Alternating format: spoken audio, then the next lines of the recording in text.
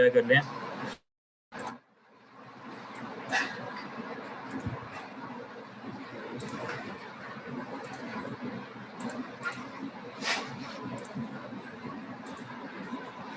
ठीक है। तो यहाँ पर क्या होगा,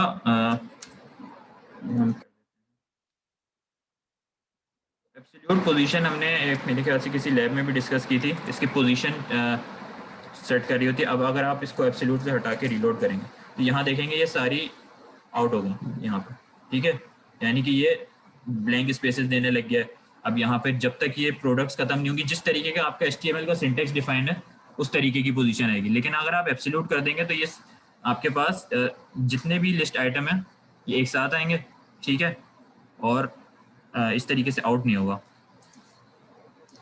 सही है। तो इसकी हम पोजीशन एब्सोल्यूट कर देते हैं। इसकी मल्टीपल और भी पोजीशन की वैल्यूज होती हैं, ये आप लोग डिस्कवर कीजिएगा खुद ही, W3 स्कूल पे जाके चेक कर लीजिएगा। बैकग्राउंड कलर इसमें आपको वही गिवन है, ठीक है।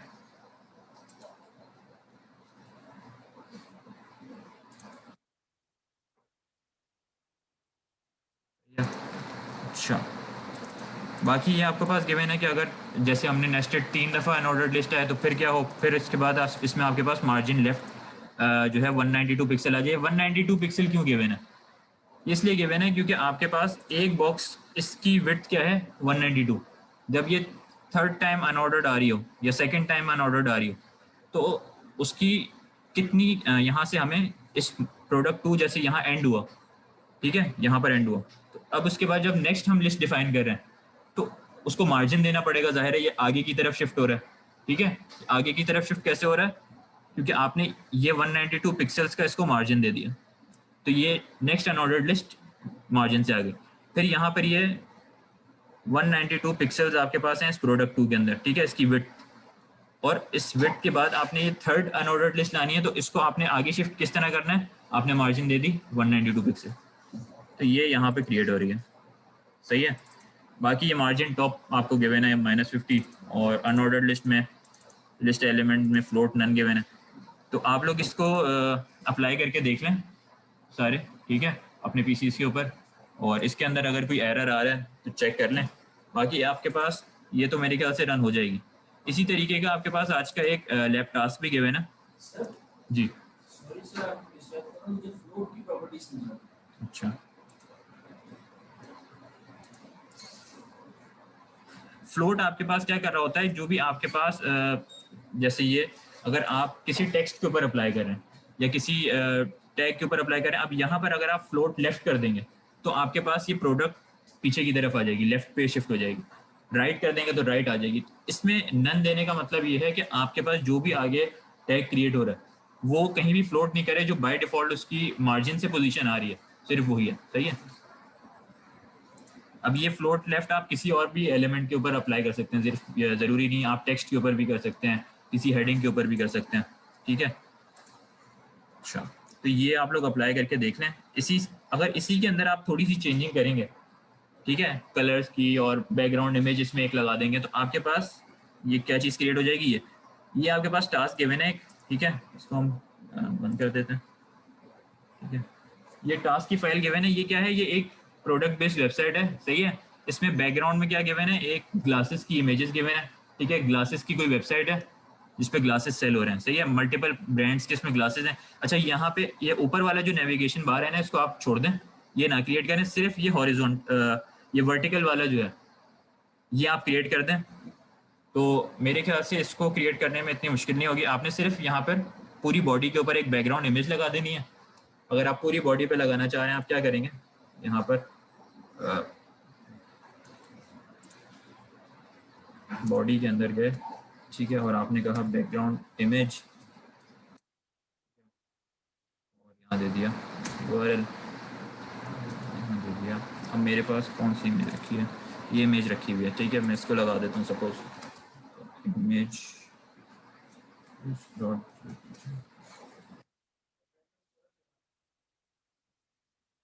ठीक है, ये आ गई। फिर इसको मैं इसकी बैकग्राउंड रिपीट की क्या प्रॉपर्टी थी,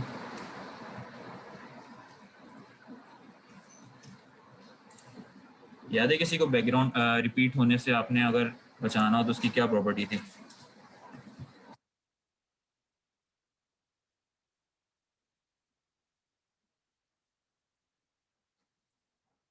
नो रिपीट, ये चैट के अंदर आ रहा है, आप लोग सारे सो रहे हैं। नो रिपीट सही है।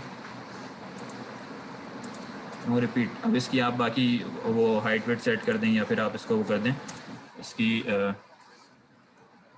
डिस्प्ले, डिस्प्ले में क्या था?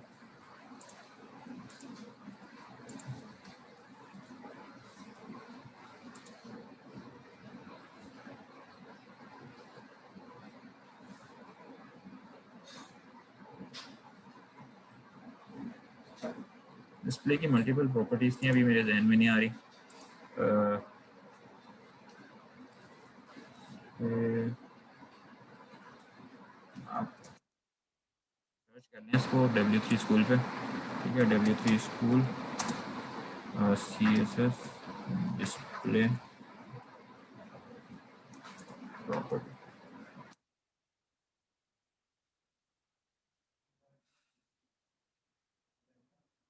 रिपीट से तो सिर्फ रिपीट होना बंद हो गया ना, ठीक है। अगर आपने डिस्प्ले फुल इसके ऊपर कराना है तो आप क्या कर रहे हैं,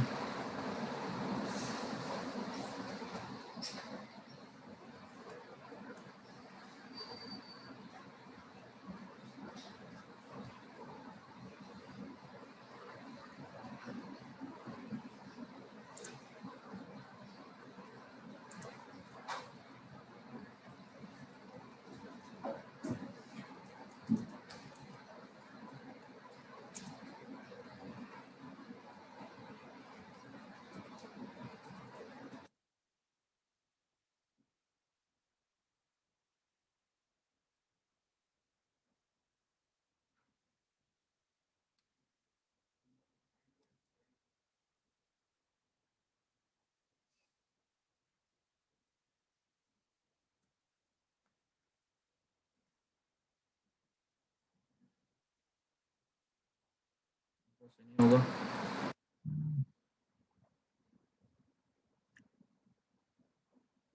हाँ सही है, डिस्प्ले कवर तो नहीं।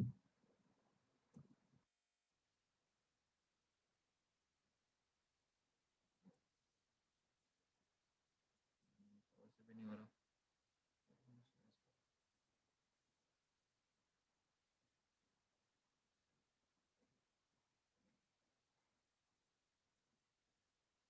ठीक है, इस तरीके से आपने क्या दे दिया, ये बैकग्राउंड साइज कवर कवर हो गया। अब आप इसकी तो ये इमेज ऐसी है कि इसके पिक्सल्स जो है थोड़े से फट रहे हैं। आपको ऐसी इमेज रखनी है जो कि साइज में बड़ी हो, सही है। जैसे जी, हाँ ग्लासेस भी बनानी है। कोई भी आप गूगल से सैंपल ग्लासेस से रिलेटेड इमेज ले लें, सही है।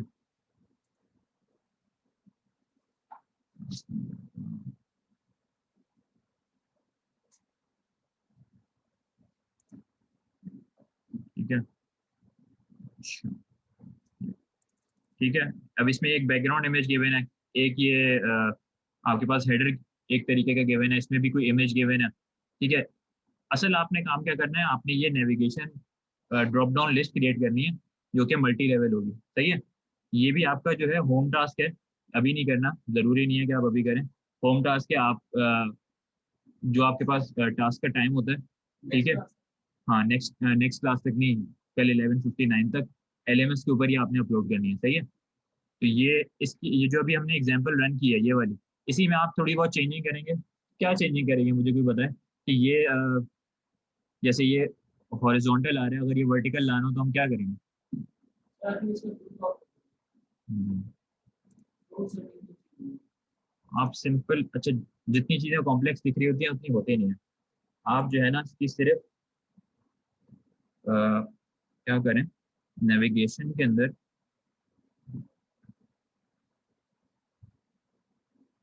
विड्थ लिख दें, ठीक है। और विड्थ इसकी आप रख दें 100 या फिर 80, ठीक है। और हाइट आप इसकी रख दें, थोड़ी ज़्यादा रख दें आप हाइट इसकी, या हाइट ना रखें, ठीक है। हाइट रख दें, हाइट 800 पिक्सल, ठीक है।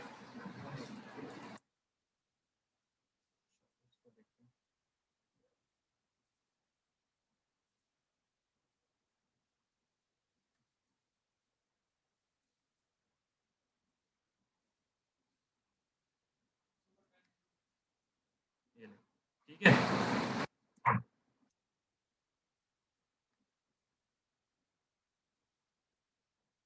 ये हो गया। इस तरीके की लिस्ट आ गई आपके पास, जैसे यहाँ पे गिवन है। अब इसमें आप यहाँ पे जैसे आपने लिस्ट आइटम गिवन है, ये लिस्ट आइटम के ऊपर आप अनऑर्डर्ड लिस्ट के बाहर एक हेडिंग दे दें। हेडिंग क्या गिवन है, जैसे यहाँ पे कैटेगरीज गिवन है, तो ये आप इसको ना ये क्लिक कर सकते हैं इसके ऊपर आप, क्योंकि ये लिंक नहीं है ना ही ये। तो इसको आप किसमें हेडिंग में देंगे, हेडिंग के कोई भी टैग दे सकते हैं, इसका कलर वगैरह चेंज कर सकते हैं। इसका जो बैकग्राउंड कलर आपने बिल्कुल सेम एज इट इज़ बनानी है। अब इसमें आप देख रहे होंगे थोड़ा सा बैकग्राउंड की इमेज जो है वो आपको शो हो रही है, तो वो किस तरीके से हम चेंज करेंगे, विजिबिलिटी को क्या करेंगे, ओपेसिटी देंगे। तो ओपेसिटी अगर आप इसकी कम कर देंगे नेविगेशन की, सपोज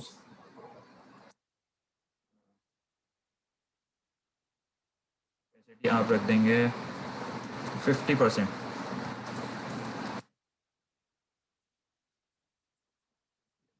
थोड़ी सी कम हो गई इसकी विजिबिलिटी। इसी तरीके से आपने ओपेसिटी इसकी कर दी सपोज 75%, ये आ गई। ठीक है, तो मेरे ख्याल से सारा टास्क तो मैंने खुद ही कर दिया। तो बस ये अब आप लोगों ने इसको कल 11:59 से पहले सबमिट करना है, सही है। बाकी आज की लैब हम यही वाइंड अप कर रहे हैं, ठीक है।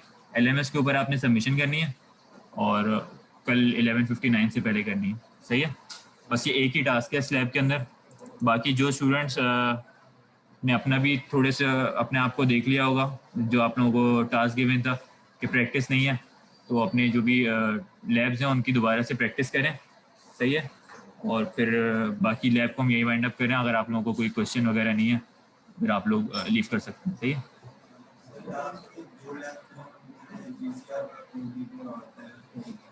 हाँ जी, ठीक है, वो अभी चेक हुई भी नहीं है। अभी अच्छा अपकमिंग जितनी भी लैब्स होंगी वो आपने सारी एलएमएस के ऊपर ही अपलोड करनी है, जीसीआर के ऊपर नहीं होंगी, ठीक है, लीव कर सकते हैं।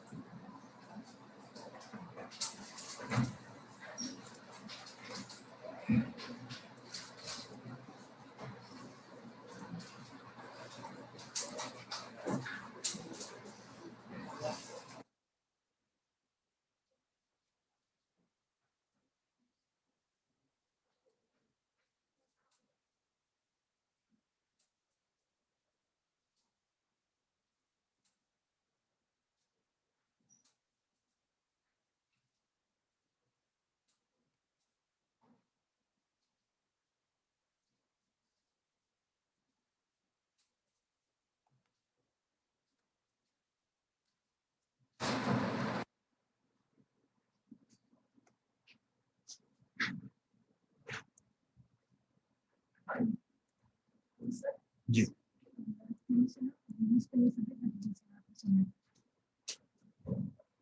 लैब नंबर 2 से अभी तक जो लैब हुई है, ठीक है, उसमें तो आपकी मार्किंग हो जाएगी, लेकिन अब जो अपकमिंग जितनी भी लैब हैं, नहीं उनको आप वहीं रहने दें, उनकी मार्किंग हो जाएगी एलएमएस पे, ठीक है।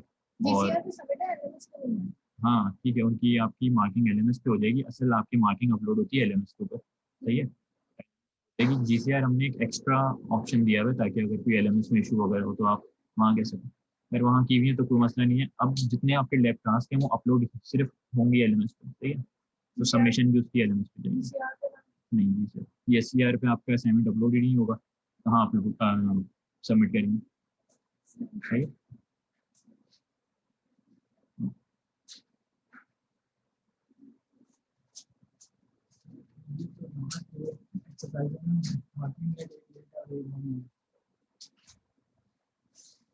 30 मिनट लेटर होना, तो आप लोग इतना एंड टाइम पे करते क्यों, वो ऑन टाइम नहीं है। अब आजकल में हम लोगों को ये एचओडी की तरफ से जो है इंस्ट्रक्शन है वो चेक होती है पीछे से कि आपने जो भी, पहले तो मैं 3 मार्क्स में से आप लोगों को ग्रेड दे रहा था, एचओडी की तरफ से हमें ये है कि अगर 1 मिनट भी लेट होती थी स्टूडेंट, तो आपके पास वैसे ही 2 डेज का टाइम गिवन होता है। जैसे आज का पूरा दिन है, फिर कल का पूरा दिन है, और उसमें आप अगर मिनट लगाएं तो कितने मिनट बनते हैं, 48 घंटे में। उसमें भी आप जाके आप लोग स्टूडेंट जो है लास्ट मिनट के ऊपर सबमिट कर रहे होते हैं, तो वो फिर या तो फिर आप क्लास टाइम सबमिशन से पहले ये बात बता दिया करें कि ये इशू है, ठीक है। अब अगर आप हमें तो ये इंस्ट्रक्शन है कि आपके पास जो भी लेट सबमिशन आए उनको आप ग्रेड ना करें अपकमिंग लैब से। वो जिस भी वजह से लेट सबमिशन उसने स्टूडेंट ने किया, वो एचओडी को मेल कर दें कि मेरे ये 2 या ये 3 लैब इस कोर्स की, इस वजह से उसके अंदर आप सब्जेक्ट में लिख दें कि कंफर्मेशन फॉर, हाँ एचओडी को लिख दें कंफर्मेशन फॉर लेट सबमिशन। ठीक है। और नीचे आप उसमें अपना जो भी आपका वजह है वो बता दें, और बता दें कि ये लैब मैंने इतनी इतनी टाइम लेट की। आप उसको सिर्फ सेंड कर दें। काफ़ी स्टूडेंट्स हैं जो सेंड करते हैं मेरी, सही है, जिनकी भी लेट हो जाती है। वहाँ से अगर सर ने देख लिया कि आपका वैलिड रीज़न है लेट सबमिशन का, तो मुझे उसी मेल को फॉरवर्ड कर देंगे कि ये आप इस स्टूडेंट की मार्क कर दें। अगर लेट सबमिशन मार्क होगी तो वो फिर आप मुझे उसी में बताएंगे कि कितने में से मार्क करनी है। सही है। अभी मार्किंग नहीं होगी, अभी मार्किंग लेट सबमिशन।